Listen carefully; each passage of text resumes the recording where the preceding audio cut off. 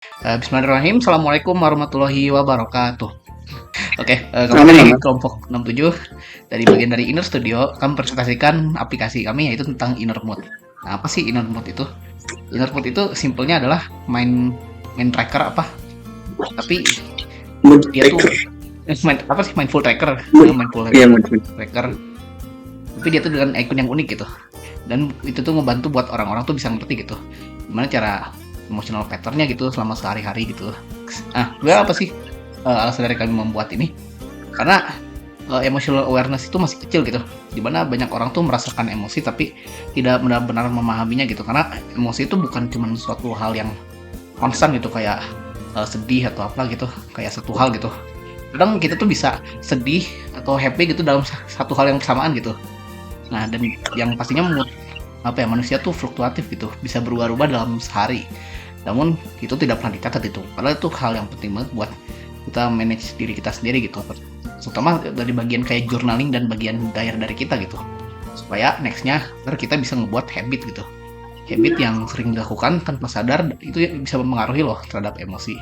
Nah, sebenarnya masalah ada yang saat ini adalah dari aplikasi itu sendiri, aplikasi mood tuh terlalu kompleks gitu, terlalu medis. Ntar kita tuh aimnya tuh bakal lebih simple, terus kemudian ada data tersebar gitu, mood app tuh terpisah dari habit app gitu, jadi ya stand alone gitu, dan teman-teman bisa lebih fokus gitu ke aplikasi itu sendiri. Dan yang terpenting nih, privasi nih, kita nggak ada kayak apa jual data kalian gitu ke apa data broker gitu atau apa, aman kok. Nah, solusi yang ditawarkan dari aplikasi kita adalah aplikasi refleksi diri yang sederhana, non judgmental, offline dan privat, fokus pada awareness gitu, bukan diagnosis ya. Nah, yang udah tadi dijelasin gitu. Dan yang pentingnya itu membantu pengguna untuk mengenali pola emosi gitu, melihat hubungan kebiasaan dan membangun kesadaran harian secara konsisten. Dan dari ngebentuk jurnal ini tuh teman-teman bisa ngebentuk habit yang bagus gitu, karena teman-teman tahu gitu, oh tiap hari itu udah progres atau belum gitu. Here I will explain why inner mood is different from other apps. Many mood apps focus too much on the cloud and require users to log in, which can make people uncomfortable and about privacy. Inner mood takes a simple approach. It works offline, so user data stays on the phone. There is no account, and this is not a medical app. So we also combine a mood tracking and habit tracking. And this slide explains who we created in the inner made for. So target utama kami adalah student and young professional aged 18 to 35.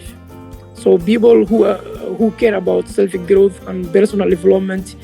So also users who want mental clarity without formal therapy. And the last is many users are looking for applications that are simple.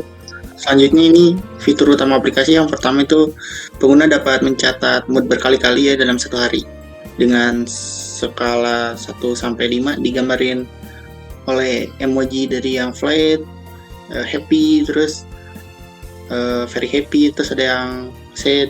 Nah, yang ketiga ini yang kedua ini habit tracking berbasis event, bukan sekedar checklist doang. Terus yang ketiga ini statistik dan visualnya real time untuk membantu pengguna melihat pola emosinya. Jadi semua fiturnya itu dirancang ringan, intuitif, dan gak ngebebanin pengguna. Nah, yang ini tuh visual tampilan aplikasinya. Untuk di bagian how it works gitu ya, bagaimana cara pengerjaannya tentunya di sini. Yang pertama ada penggunaan mencatat mode kapan saja.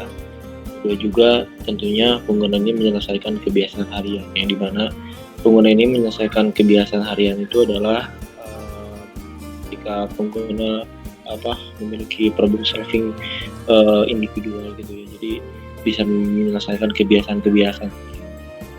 Yang ketiga di sini ada aplikasi menganalisis pola secara non kasual. Yang keempat itu ada insight sederhana yang ditampilkan tentunya tadi. Terakhir penggunaan membangun kesadaran diri dari waktu ke waktu. Nah, terima kasih buat teman-teman yang udah nonton presentasi kali ini. Dan jangan lupa ntar dicek ya kalau udah rilis aplikasinya. Oke, sip. Thank you. Mobil tahu kedaya. Assalamualaikum warahmatullahi wabarakatuh.